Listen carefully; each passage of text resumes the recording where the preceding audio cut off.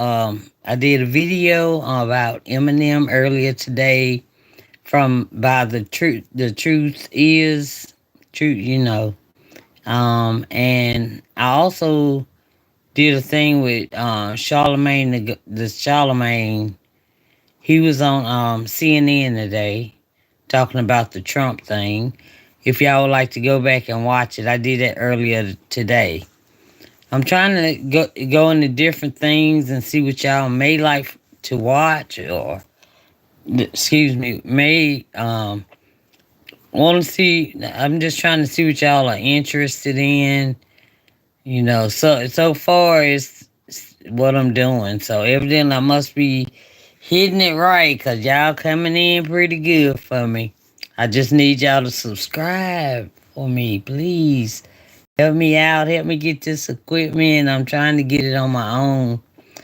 Um, but right now, okay, Tisa, shout out to Tisa Tales. She has a reason why she thinks that Diddy had everybody.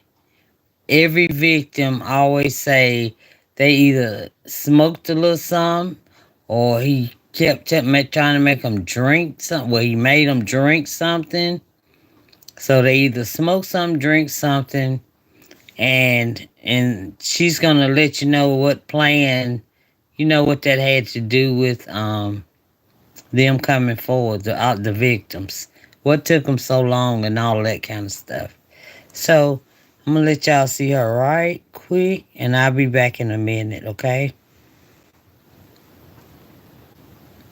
Some Mary Jane. Y'all, what am I talking about? Listen, if you guys don't know, I had a great interview with Tiffany Red. It's on my channel right now. She was one of Cassie's closest friends, and she gave us insight into who Diddy and Cassie was and the things that she witnessed and experienced that I promise you haven't heard on any other channel. Go ahead and check it out. But there was one interesting thing she said that really got my mind jogging that I had to do some research on, okay? It was the fact that she said that when Cassie came back, she looked like she had been through some things. She looked like she wasn't like herself. She looked like a shell of herself. That's what she said. She looked like she was on something. Tiffany said that, she was able to avoid most of it because she's not a big drinker. She doesn't do this, she doesn't do that. So it was hard for them to spike her drinks. But she also made an interesting point about Cassie. Then there was April Lampros, right? Then there were other people that came out and said that Diddy made them drink something, smoke something, do something that actually had them. And the whole Crystal McKinley, like all of his victims, everybody suing him, all said the same thing, including Mark Curry and all this other things, that whenever they had somebody in their sights, they would smoke or drink something, and the next thing they know, their legs would get wobbly, and they didn't know what was going on. You guys, I had to do a little research, and I think I figured out what was going on. See, Diddy thought, and this is how maniacal Diddy is, but also very calculating and very smart. You don't get this far not being very smart. There was a method to his madness, because think about it, right? People like the dumb Dr. Umars and this and that. I don't think Diddy would have to drag anybody. You had women lining up. He would just do it. But here's the thing. Y'all know Umar, he would have to allegedly drug everybody, so he has no room to talk. He needs to stay with keep trying to get what's her name? I forgot her name. Y'all know what I'm talking about. Oh, I signed my life over to the devil. I sold my soul. The one that was crying. Dang, I forgot her name. But y'all know what I'm talking about. Hey, young X Art. I see you. I see you. 5 times I see you. All right, let's go back and see. Okay. Diddy wasn't doing normal stuff. If you guys think this is Cinemax After Dark, you have another thing coming. This was like going to like the devil's door, okay? The people that were assaulted by Diddy said that it was aggressive, violent, hostile. Cassie said that during free calls, he would punch her in the face. Mm. When Diddy liked to get zooted out of his mind for free calls, and then he would get violent, he would get mean, he would get angry. It's not things that normal people would sign up for, but there was also something, because he liked to, if you believe all these lawsuits, degrade people, humiliate people. The Aaron Halls of it would go in there and hold people down. The whole point was to be as demeaning and vile as possible. So why did it all plug together? Well, you guys might be already seeing where I'm going, but Diddy rugged people, one, so he could do whatever he wanted with them. It's almost some weird ritualistic thing that a bunch of men who basically just wanted to be with men, but for whatever reason in the patriarchy, they felt like they needed a woman body in the room. Never mind if she's conscious, right? As long as she's warm and there's a pulse that's going. That was one angle. But you guys, it goes even deeper, because people are saying that, did a little research, called around on my theory, and the people that were actually involved agree there might be something to this. Okay, I discussed this with quite a few people. I was on the phone with my friend, and it clicked in my head, and then I literally went and researched. But I think this is it, right?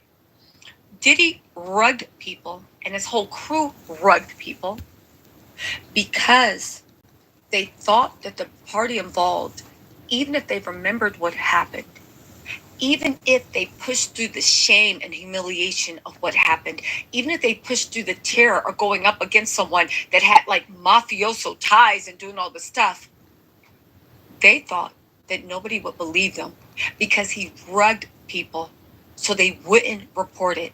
Because if they did report it, it would look like they were partying. Or even worse, the reason he literally would allegedly ask minors with spiked drinks is because they felt like they were doing something bad. They couldn't go tell their parents they were partying with bad boys. They felt like they couldn't even tell the police they were doing it, because what were you doing drinking underage? That's a crime, you know.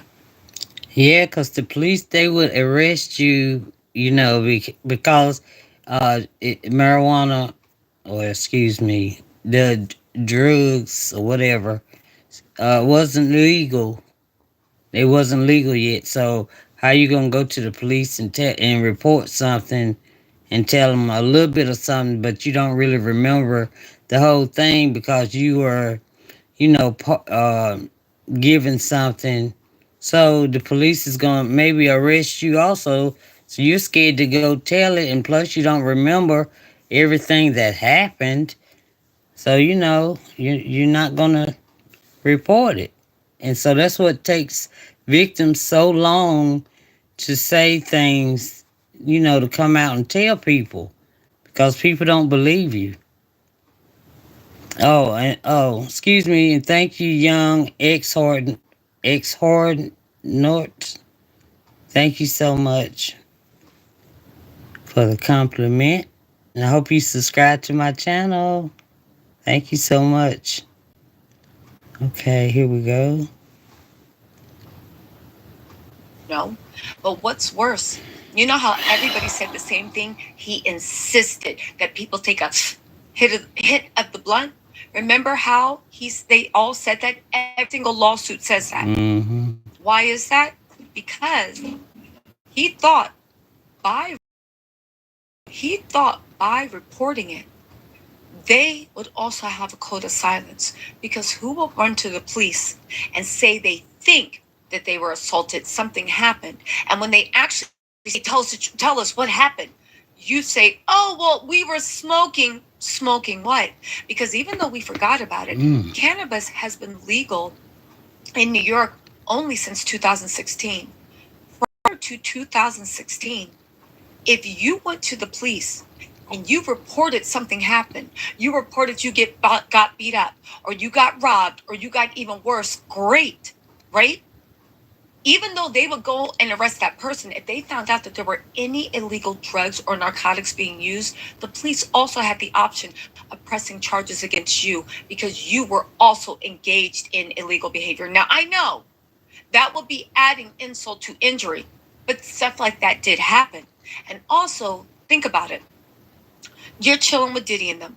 You know he's powerful. You know he's rich. You know he's mean, and you know he rules things with an iron fist.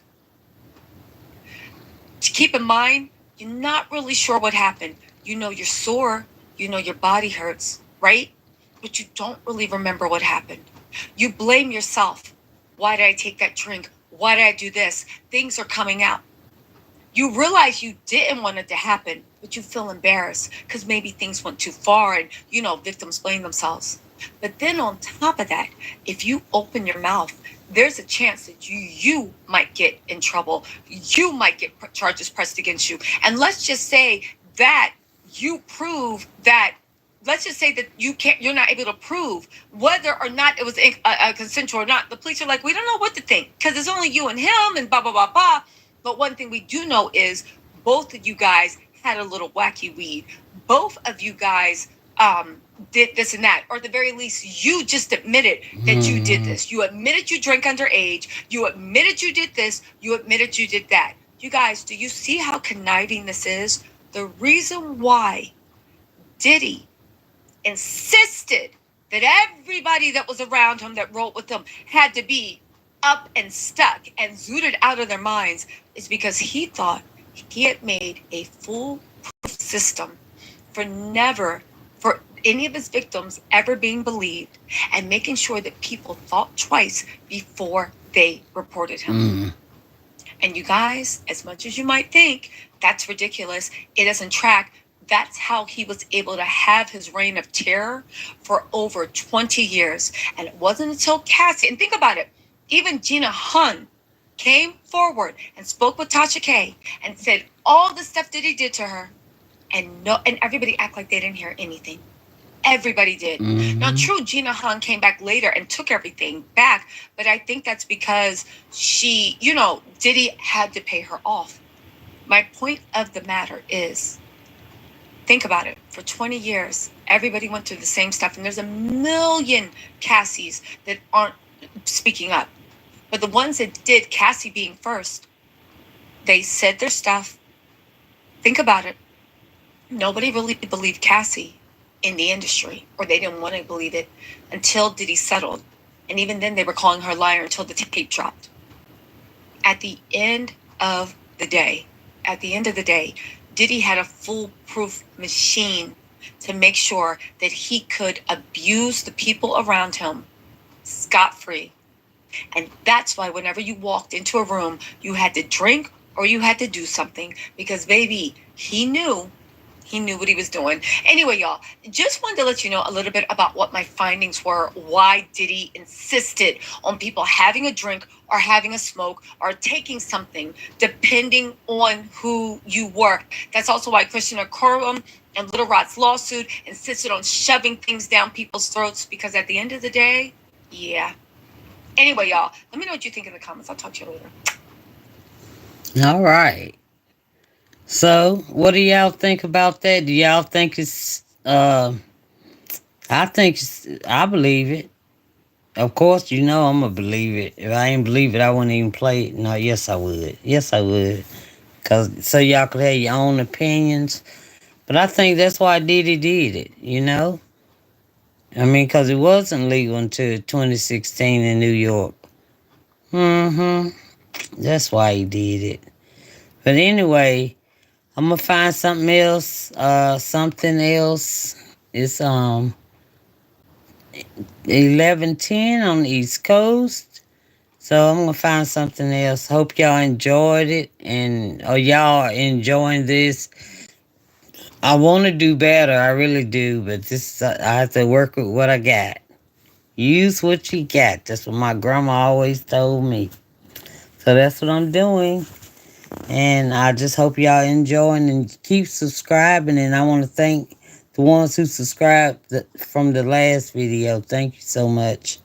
I love y'all, and y'all have a safe and blessed night.